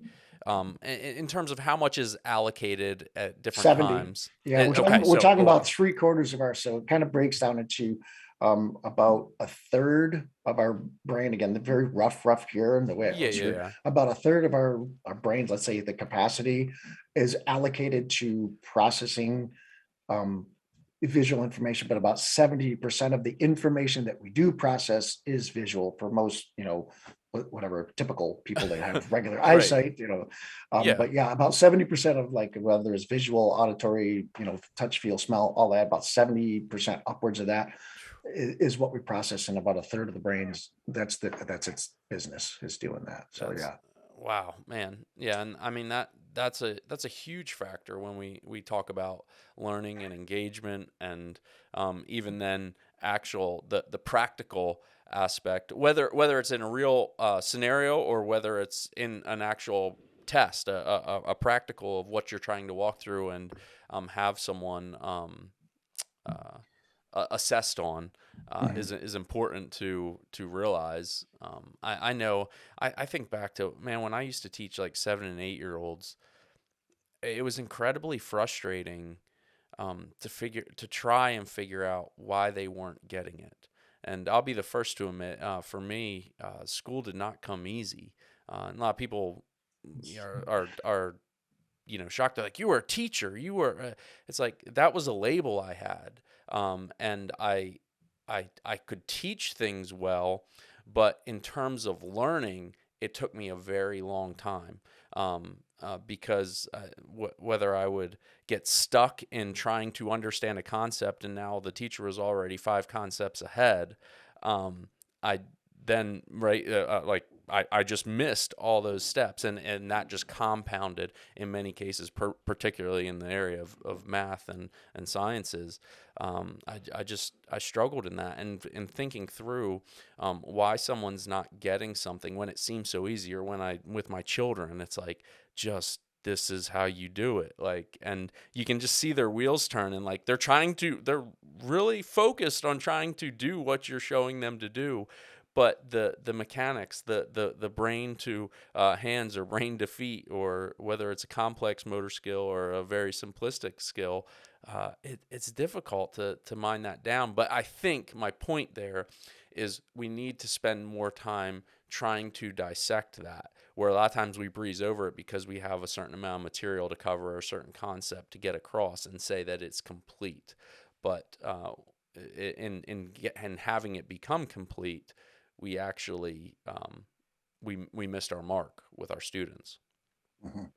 Yeah, the individual difference is always going to be a struggle, especially and when we have our classes, it's a wide skill set disparity usually, right? You have, like, if it's Yeah. firearms, you have people that just love shooting, maybe it's a small percentage law enforcement, but it's like, that's it. And then you have people that they'd rather not be there at all. It's like, I hate this thing. I don't want to use it. I'm not good with it. And I hold it like it's a hand grenade, they're Yeah. holding the spoon back. It's like, and then you have to come up with some type of training that's going to help everyone from a white belt to a black belt in firearms or DT or communications or whatever it is that Yes. your domain is there, and that's going to be useful for them. And that's a really, really difficult thing to do for instructors. There's no magic bullet for that. Hmm.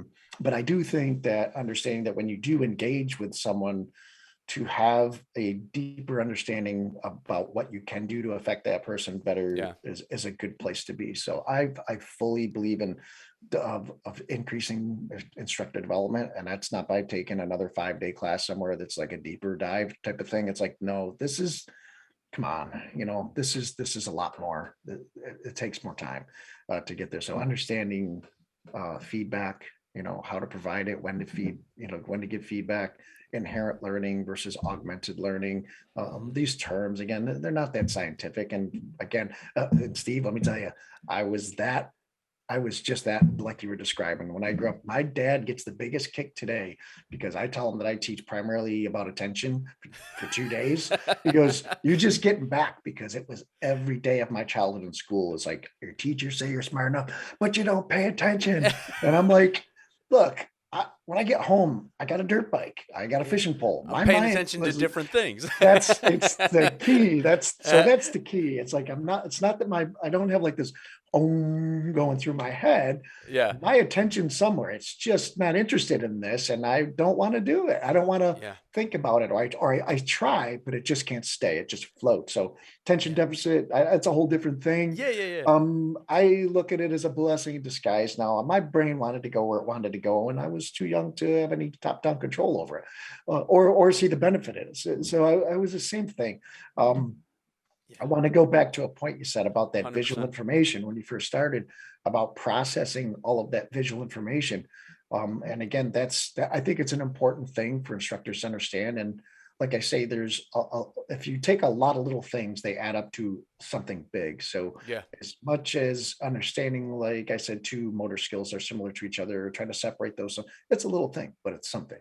It's there. So, and here's another one. So we hear things about people being either visual learners or this type of learner or that type of learner, and it's like, if you do the research on it, it's a bunch of hogwash. There's real no empirical support for that. What they is, and as an educator, will know that there is a difference that they can show data on that says some people are better rule learners versus example learners. So Hmm. inductive versus deductive kind of things. Show an example and drive the rule off of it, or show the rule and drive the example off of it. Most people I know seem to be, and I know I'm an example learner, and I try to do that when I teach as well, is tell the story, do the thing, make a connection, do that thing. My eldest daughter's fiance does like software engineer stuff. He's a rule learner. He show me the rule, I'm good to go. I don't need an example. So Yeah. it's different ways. So, but when we talk about how we are presenting information, since we are processing most of the stuff visually, do we know as an instructor which is the best way to introduce someone to visual information? And again, there's data on this stuff. Like, so we always say demo as much as you can. So do I go in the classroom? Do I teach something on a way that something should be done and then show a video, or do a demo? Do I show demos with errors or without errors? These are all little things that, again, as instructors, if you're just doing it haphazardly, you may do it really well and right and optimal by accident, not because you know the right way to do it, but by accident. But that's like using luck as your main tactic in SWAT, right? So not good. You're glad when There's it happens, but right, yeah. Like I'm interleaving because the yeah. schedule's messed up, and it's like it's actually working out pretty good that way. So, but it seems challenging, and they're not getting it. It's like, no, that's right, you're on track. Watch the data; they'll be better, 6 months from now.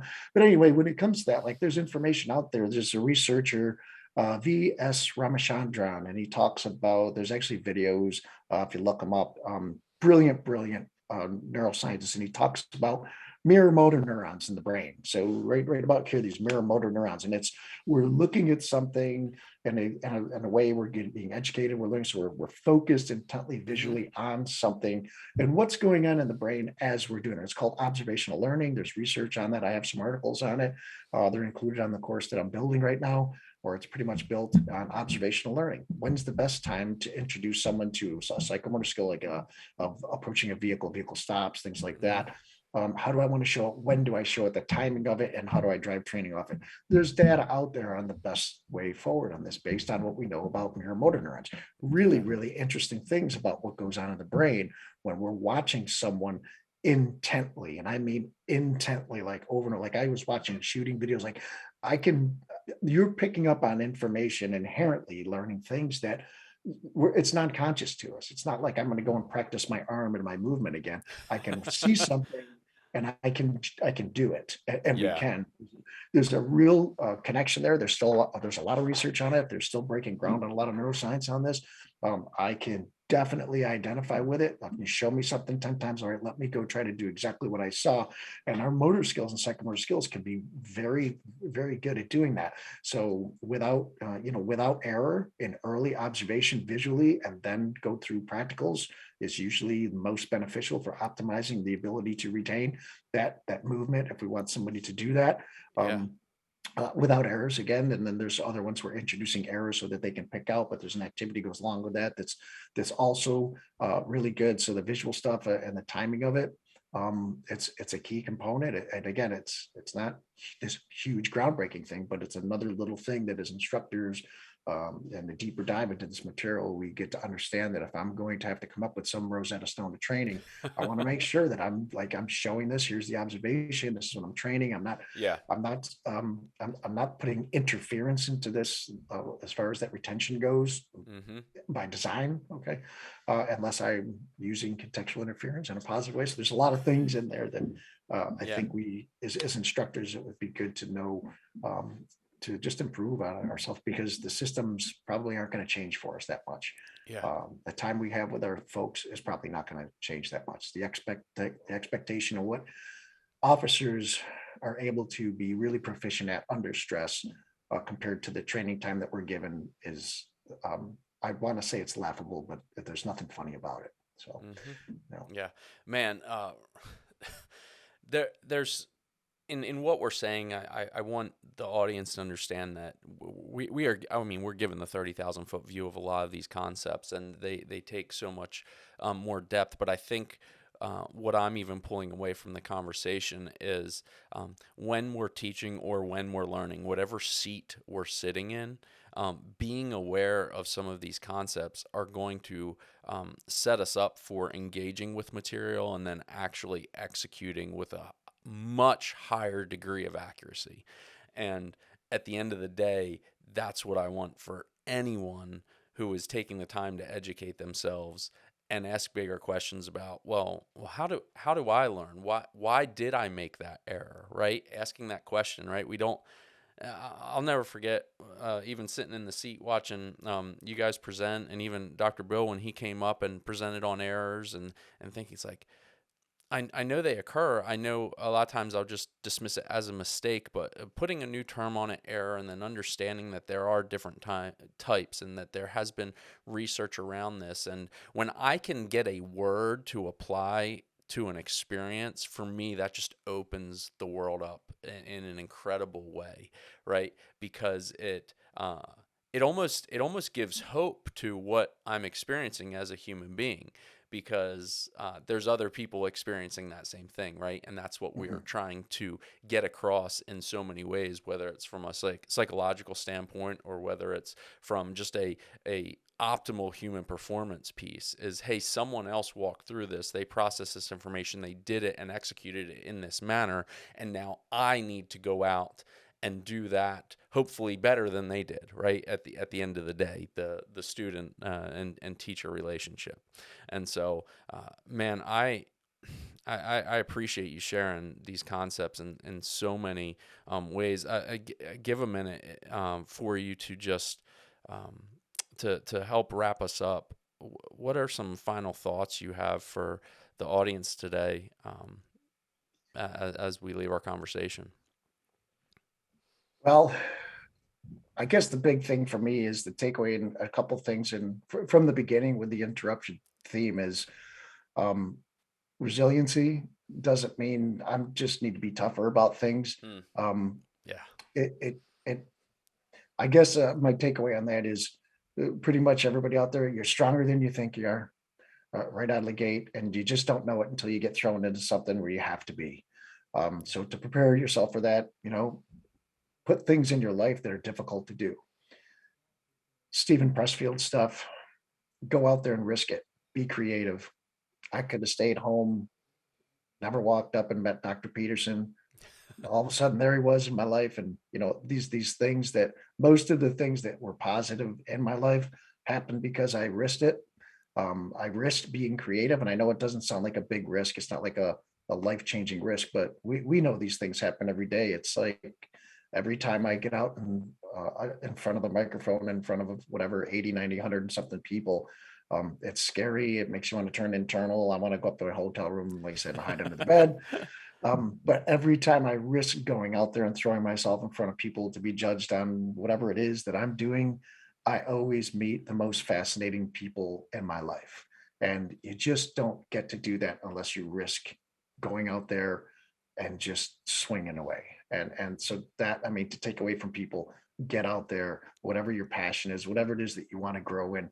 Look, we expect so much of our recruits, of our trainees, to go out there and give 100% and take risks and do things. It's like as instructors, as we fall back on our comfortable pillow lesson plans, what are we doing as the leaders and instructors to challenge ourselves to get out there every day and just go do new things, do things and put your passion, your heart into it. Have a goal, set the goal, risking the fact that you might fail, right? And get out there and do it because as Stephen Pressfield said, all that resistance is out there pushing back against you. When you do go out there and explore and do it, these muses, these things come into your life. You meet people like meeting you, Steve, not to get all corny and mystical or anything, No. but if you're not out there doing it, you don't know the people that you'll meet and the connections you'll make. Um, on the other side of that, when it comes to all that training, it's like learn and grow, stay curious. As instructors, never fall back on what we've done. Don't fall back on just your own abilities all the time. When we have to get out there and perform and do our thing, and then we step up to the plate, we get external, we focus and we go. When we're off the set and we're back in our own houses and our own departments and our own doing things, study, learn, grow, reach out, meet new people outside of your own department, outside of your own place. Yeah. Most people, and I'll say this with quite certainty, even though it's anecdotal, that I've met some of the most amazing people in the advanced specialist course in their own hometowns and under their own roofs and their own agencies. Yeah. They're just Joe in the next cubicle because of whatever it is about this, and it's not just this organization, whatever it is about human nature, that when we are connected through an organization or something, talent gets muffled, talent Yeah. gets stunted, and people's actual ability to learn and grow and perform for some reason becomes inhibited.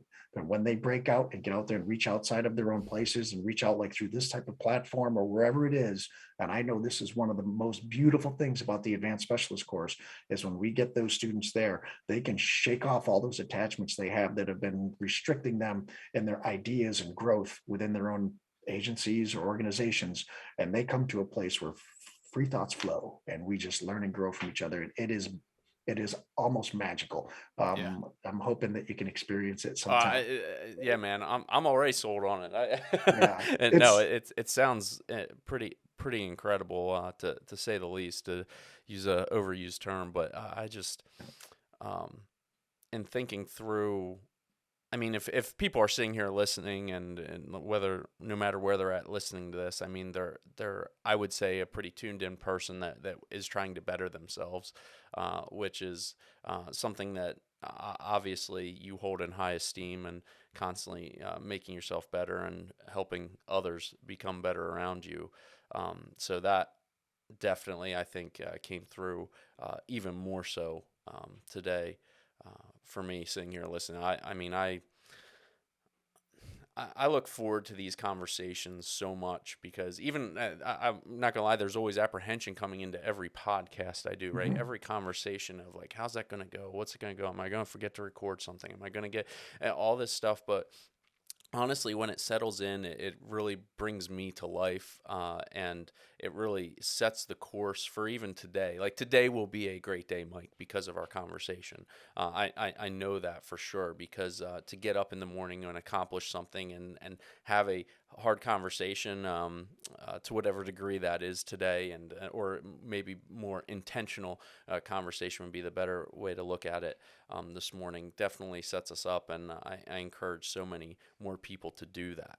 How do how does the audience engage with you? And is force science, who can participate in a force science training? So it's mostly depending on the training. So our one of our really most popular courses right now is our realistic de-escalation course with a I've focus on seen the that. word Yeah. realistic de-escalation course, right? So, where they kind of the tactics and communication things are like separated. So it's a really good with that. As far as that, it's mostly law enforcement, obviously investigators, attorneys, district attorneys, things like that. Yeah. Can get involved in that. So if you go to our website, I highly encourage any listener here to go to our website, forcescience.org. You go on there, look at the training, look at the courses that are available. The instructors around there. There's a lot of research on there also. So you can go on to the newsline and you can Yeah. see articles There's that a were written in the ton. past. Yeah, tons of stuff there, which again, that's good. You can reach me through that, through my email, which is Mike Musengo at forcescience.org, or just mm@forcescience.org. You can get Nice. me through that as well. And anybody that wants any, just speak to someone about information about a course, specific questions about it. That's all there. That's all, Right on. all that contact, lots of information on the web, lots of research on there. Some of the stuff is, again, a lot of the research that Force Science does is in peer reviewed journals. So we don't have control over that. You click on a link and it's like the journal wants $37. It used to be like 15. It's like I 37 hear you, bucks. man. Or it's Yep. like Foresight, we don't get that. Nobody gets that. I definitely don't get that money. So It's the journal. we don't have we don't have Yeah. control over that kind of stuff. Right. But there are a lot of articles and news lines and things on there where if you click around and put the search engineer and certain things you can go to, especially if you're like a trainer, investigator, some specific thing you're looking for information on. Again, anything I spoke about today that you're looking at information on, good. All that stuff is there. Looking forward to getting this instructor stuff going, Yeah. deeper Sounds dive. And incredible. again, it's over time. I've just felt that, we all beat our heads bloody on the wall of not having enough time and resources, money and instructors, all those legitimate gripes that we have. I always say, look in the mirror before you look out the window. So what have I done to personally develop as an instructor? And again, yeah, I know that there's not a lot of company time, that people will give you that time to do that, maybe send you out to courses, but actually spending, an hour a day or 2 hours or 5 hours a week on a reference list of books or something that you could get from Yeah. me or someone else. It's like, look, Well here's said. here's chunks of information. Start your, continue your journey, grow from here, look at the stuff. And if you've got instructors or you're running an training academy, or you're running training, maybe getting these resources for your instructors and get them engaged in conversation off a book. I mean, it's as simple as that. I've got a 19-year-old daughter that's, she's at a place in life where most 19-year-olds are. And what do I do? And I'm not sure what I want to do with myself life. I'm like, guess what? I got some Jordan Peterson here, and just Yeah. Yeah. throwing her the book is not going to really do it at that. So I've actually built a course for her, which, cheesy dad, online, where she can read a chapter and go on and look at some prompts and questions on there things to answer. And then Yeah, we'll that's sit down and phenomenal. hang out and we'll have discussions about the book. Like, hey man, let's just do this for like 20 minutes tonight. And let's talk about the concept of lobsters or whatever it is he's talking about in Yeah, his book. yeah, And but doing that as a trainers where it's like, hey, let's grab this book that I learned was good. There's 5 principles of human performance.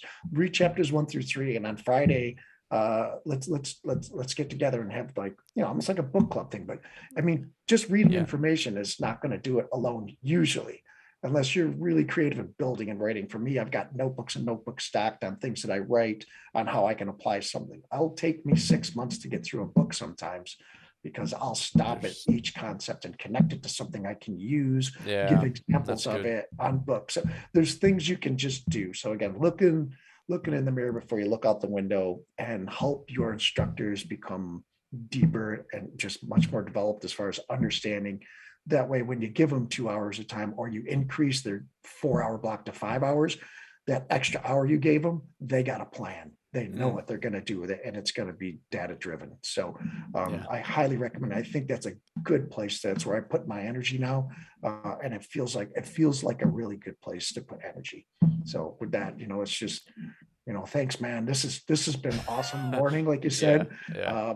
My biggest fear going into like these podcast things, it's like I know that I'm my worst like enemy, because I've got a head full of stuff and I want to get it out as It's fast as just I perfect. can. Yeah, yeah. No, and and sometimes I just get smashing everything together and it gets a little fragmented. So I know that, but maybe another we can I'd love to do I, another if you're ever I, looking for it. I hope we do sit down again, Mike. Like there's so many areas, and I know you just have a wealth of information that I enjoy learning from you, and the way you present it, and this conversation style is phenomenal. And if this spurs just a couple of the folks that are listening, we have a lot of obviously first responders, a lot of educators. Some of that's just because of my background in that and connections I've made over the years, and things that definitely get to tune in this. I just want us to rethink how we're learning and how we're teaching, and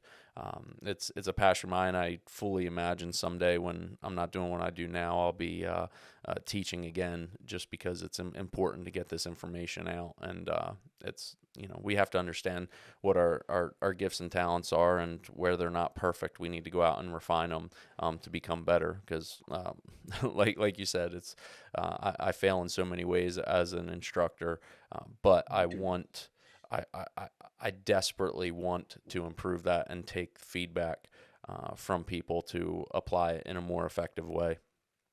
Yeah, the more I study, the more I look into this stuff, more things fall into that category of I didn't know that. And Whoops. Yeah. so it's been a fun place, because now if you just set your expectations to, look, I'm never going to be the best at this, and there's so much information out there, I want to be selective about what I'm looking at, make sure I'm vetting that properly. When do the experts know what to look for, know what research Yeah. is good, what's not.